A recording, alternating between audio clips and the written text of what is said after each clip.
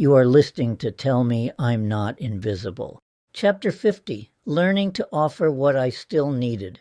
I became a certified peer support specialist after years of being unable to return to the kind of work that had once defined my life.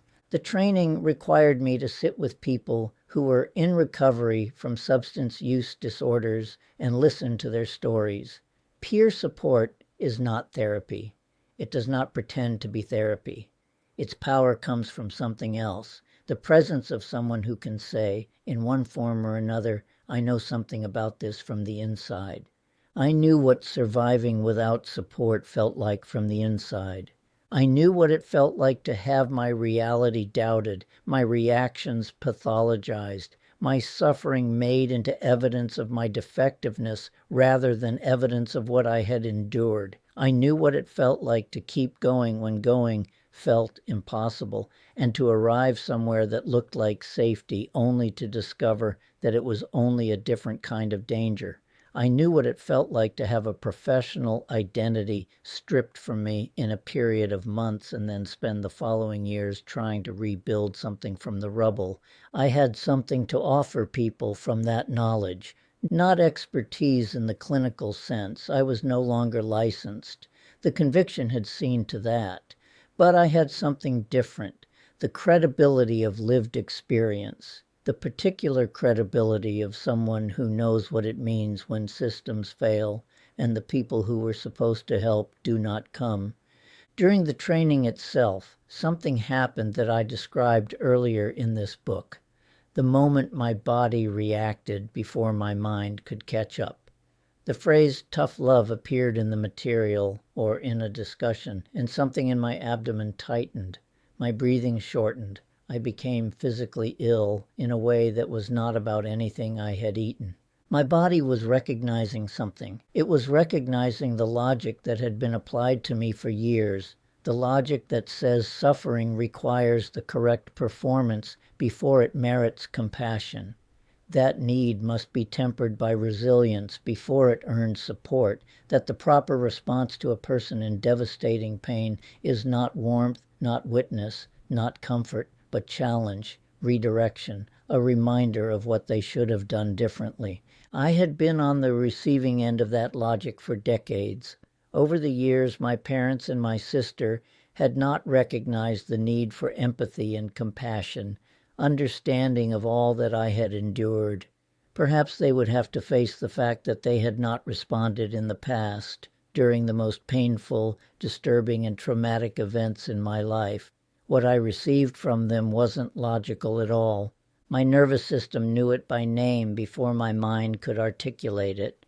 Even now, as I write about this, another memory comes back. It is not placed neatly on a calendar. It belongs to that long stretch after I had housing again, before Ely came to live with me, when my parents would occasionally visit as if we were a normal family visiting an adult son.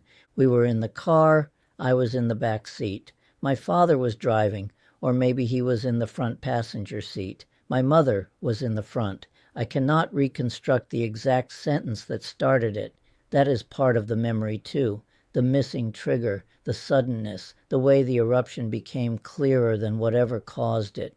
There had been some comment about politics or opportunity, or how lucky I was to be an American, something like that, something that might have sounded ordinary to someone outside the car. But after everything that had happened to me, after the false conviction, after homelessness, after the professional destruction, after years of hearing from them that life required planning so nothing would go wrong, the idea that I should simply feel lucky landed inside me like a command to erase my own life. I must have answered. I do not remember the words. What I remember is the eruption. My mother's rage filled the car instantly. Her voice had that old force in it, the same force that had once made me disappear inside my own body. I was not a grown man in that moment. I was not someone with a graduate degree or years of clinical experience or a history of having survived what most people could not imagine. I was suddenly small again, smaller than I had ever been as a child, shrinking into the corner of the back seat as if I could make my body vanish into the upholstery. I have replayed that scene many times. In the replay, I open the door and get out of the car. I tell them to stop. I say, I am done. I slam the door. I walk home, even if I have to walk for miles. In some versions of the replay, I have pepper spray in my hand, not because I intend to use it, but because I want some symbol that I am not helpless, that I do not have to sit there and absorb her rage as if I am still a child. But in the actual memory, I stayed. That is what trauma often does. It does not give you the scene you wish you had lived. It gives you the scene where your body chooses the oldest survival strategy it knows. I disappeared. That was what the phrase tough love woke up in me. Not a disagreement with a training concept, not an intellectual objection, a body memory, a recognition. The memory of being trapped with people who believed that their anger was instruction, their judgment was truth, and my pain was either irrelevant or proof that I was failing to understand life correctly.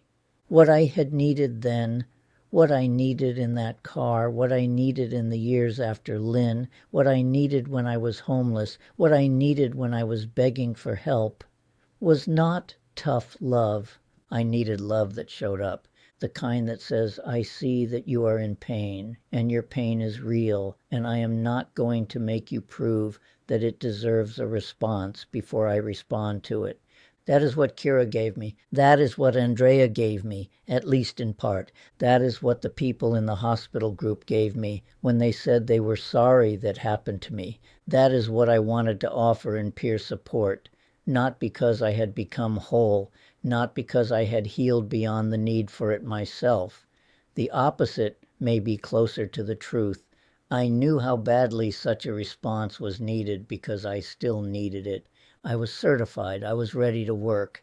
I found a position at RHA. It lasted only a short time. The circumstances of the ending were described in professional language. Something about fit, about the configuration of what the role required and what I brought to it. But behind the professional language was the record, the false conviction, the thing that had been following me for years and would follow me wherever I tried to go. I want to be precise about what it felt like to lose that job, because it was not simply a professional setback. It was the first time in this new phase of my life, after therapy, after years of study, after the certification, after trying to rebuild a professional identity from the ground up, that the record reached forward and touched what I was building again. I had believed or tried to believe that this time might be different, that what I had built since beginning therapy with Andrea, the study, the writing, the training, the effort to understand complex PTSD and attachment and trauma might be enough insulation against what the conviction could still do. It was not enough. The record was still there. It would continue to be there.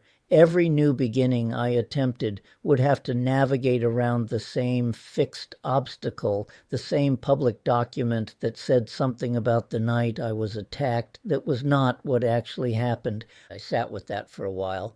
Then I began at Freedom House Recovery Center.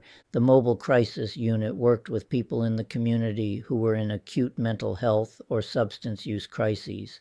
We showed up where they were, in homes, in public places, in emergency rooms, in the specific geography of their worst moment. We offered what could be offered there. It was real work. The kind of work I had always wanted to do. The kind that had first drawn me towards social work when I was a volunteer at Georgia Regional Hospital and beginning to understand that this was what I was built for. The record did not surface at Freedom House. For a while, I did the work, and the work was received. The people I worked with did not know about the conviction. They did not need to know.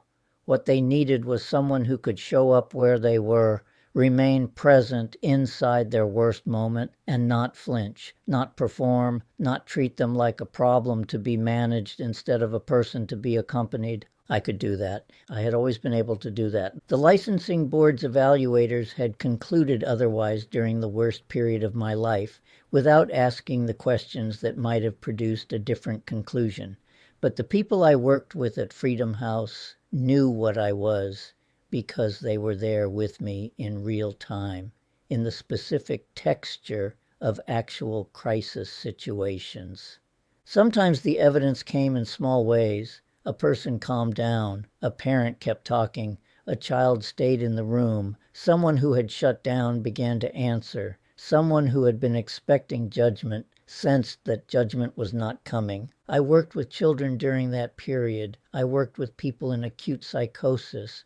I worked with people in the particular despair that belongs to addiction. I worked with people who had been failed by systems that were supposed to protect them and who no longer believed that protection was available. I did not tell them that I knew what that felt like. I did not make their crisis about my own history, but I knew what it felt like, and that knowing lived in how I was present with them. For a while the work mattered and the record stayed out of the room. I was, in the most basic sense, doing something close to what I had always been meant to do. I do not want to make this sound more triumphant than it was. The past was not gone. The conviction was not gone. The missing teeth were not gone. The loneliness was not gone. The wounded child in me was not gone. But for a while, I had a role. I had purpose. I had evidence that the poisoned story about me was not the whole truth. Then Freedom House ended, and the record stepped back into the room. There is one more thing from this period that belongs in this account because it lives on my face and has affected every professional interaction since. Vocational rehabilitation funded a plan to have partial dentures made, replacement teeth for the front of my mouth, the ones that had been extracted when my mother's dental plan started and then stopped. The provider could not fit me for partials. A shallow gag reflex made the fitting impossible for them, and they refused to treat me. I am 60 years old. I have missing teeth at the front of my mouth on the top. When I smile, when I allow myself to smile fully without calculation, the gap is visible. I do not often allow myself to smile without calculation. I have learned to manage the angle of my expression the way a person manages any chronic condition, by accommodating it into the daily performance of being a person in the world and not thinking about it too directly, because thinking about it too directly leads somewhere I prefer not to go. The missing teeth are not a metaphor I would have chosen. They are simply the visible daily remainder of an act of care that was begun and then abandoned. The extraction happened. The replacement did not. What is left is the gap. That gap is on my face when I sit across from someone in a job interview. It is there when I stand at the open mic and decide whether to speak. It is there when I look in the mirror in the morning and see a 60-year-old man who has survived a great deal and whose survival is not always legible on his face in the ways he might have wished. I have found ways to live with it. That is what you do with the things you cannot change. You find ways to live with them that do not require you to pretend they are not there. This has been a chapter from Tell Me I'm Not Invisible. Watch as I read the book from the beginning by visiting bwlinks.me/NIA.